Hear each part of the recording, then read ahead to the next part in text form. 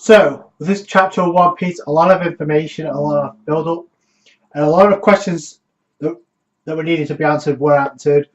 First off, we start off with Nami and Luffy against the Big Mom army. Now, a lot of people predicted this. Nami would actually use the Vivid card in order to control Prometheus and Zeus. However, it looks like she manipulated Zeus to create the thunderclouds in order to create a massive thunderbolt temper and electrocute some of the army. I don't know if Bobbins was a part of that because we didn't get to see him in this chapter, but we do get to see some of the other subordinates, the big players of the Big Mom army. Obviously, that one guy that could manipulate the whipped cream Logia. Well, that was, even though Luffy punched through that using Haki anyway. Then you had Amanda. She actually sliced up King Bomb because obviously for betraying Big Mom, because Nami was using the Vivid card to manipulate the homies. So obviously King Bomb sliced in two. And by the way, the fact that Luffy used it, I'm assuming he used a Gear Third in Haki. That totally confirms the fact that, in fact, Luffy could have used Haki against Sanji if he chose to, but he chose not to. So even that's after going 11 hours with Cracker. So that was confirmed as well.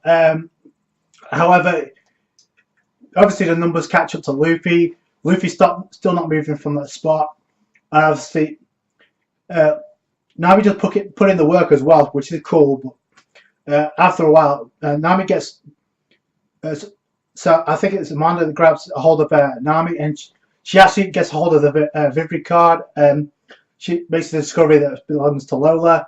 Nami's trying to enforce the fact that her and Lola are tight, and that's pretty much what. And we see Luffy get pretty much double teamed by 2 punches. So he's not out because the last time we saw him in this chapter, Luffy said, "I'm not moving from the spot." So, but the fact is, Luffy still got taken down. So that's just emphasizing the fact that Luffy, as of right now, is not ready. He's nowhere near to 100% to face Big Mom. And then we go to Whole Cake Chateau, and then we see this conversation with Big Mom and Sanji. And this kind of surprises me a little bit. And she says, Big Mom says, "I'm not an unreasonable woman. If you agree, Sanji, if you agree to go through with this wedding with Pudding, I will turn a blind eye to everything the Straw Hats have done and let them go, all of them." So that to me, it's like, okay. And then she said, under normal circumstances, after what they did at Fisherman Island, where Luffy pretty much ate all the candy and then called her out. By the way, you still have a box full of explosives about it to blow up at some point. Then he took down a Sweet Commander and then took down the Seduction Forest. So yeah, Big Mom's willing to let that slide in order to make sure this wedding goes through. That goes to show you how important. But it's like Big Mom right now holds all the cards, so it's like it's not really doesn't seem like her to bargain with Sanji, even though Sanji said he's willing to go through with this marriage. But we know for a fact that Luffy's not leaving, nor is Nami, by the way. But we don't know what's happened to Luffy at this point. But before then, we go to Tamago, and he's having a conversation, and actually we get to see the second of the three Sweet Commanders, Lord Smoothie, and we come to find out this apparently. Okay, so this is the 14th daughter of the Charlotte family, Charlotte Smoothie. I'm assuming this is the second of the Sweet Commanders, so there's another one out there. Because otherwise we wouldn't have got an introduction to Smoothie. Because remember, there's still potato starch out there. So, and her bat is pretty impressive as well. She's at 932 million.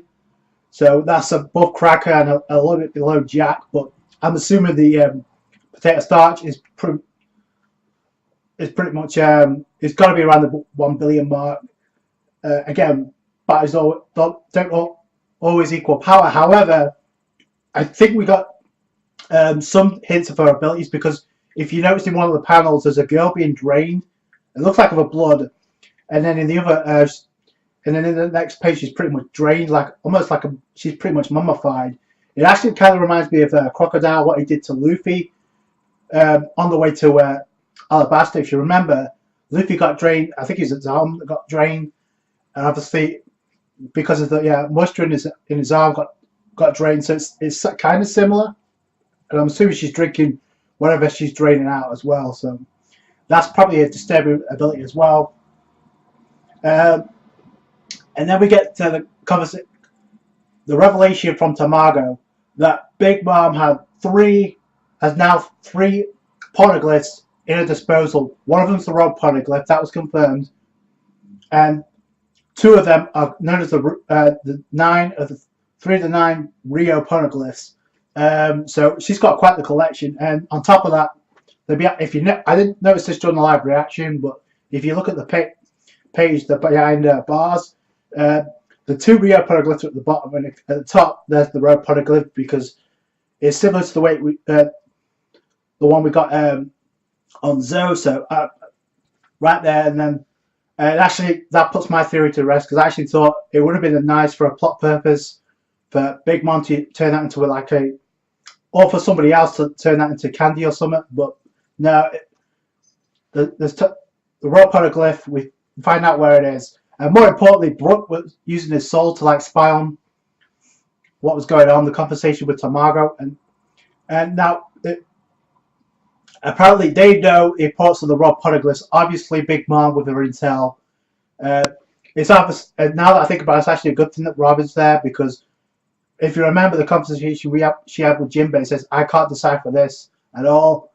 But they are well aware they need the full rogue poneglyph in order to map out where Raftel is.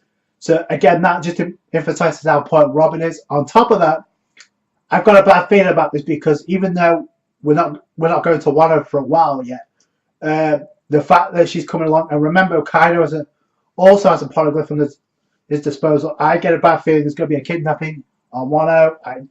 It sucks, but that's the foreshadowing was already there in chapter 118, when Robin was told, listen, the fact that you lost the O'Hara, you're pretty much at risk here. So I've got a funny feeling that there's going to be a kidnapping in Wano, but right now it's like Brook and Pedro are coming up with a plan. It looks like Pedro is going to be the one who has the history of Tamago, and apparently he tried to reason with I think it was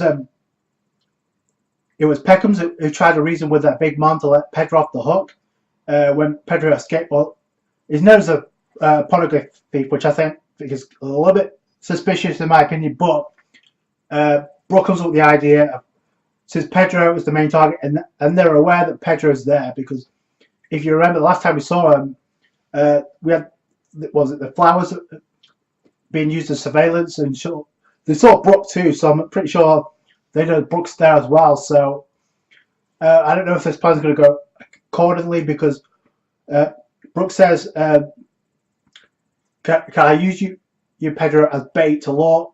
I'm assuming he's going to lure Tamago away so he can get to the poneglyph, but it looks like it's going to be a suicide mission the way it was described, because the security is armed to the teeth. So even if they try to sneak in at night, it's not going to work. So it looks like they're going to come up with a plan to get to the royal poneglyph. In the meantime, I'd like to know what happened to Luffy and Nami right now, but I guess we're going to have to find out in the next chapter. All in all, I thought it was a great chapter, One Piece. Let me know your thoughts down below. That's it from me. If you enjoyed this video, give it a thumbs up. I appreciate that. Comment, rate, subscribe for more One Piece. Catch you guys later. Bye.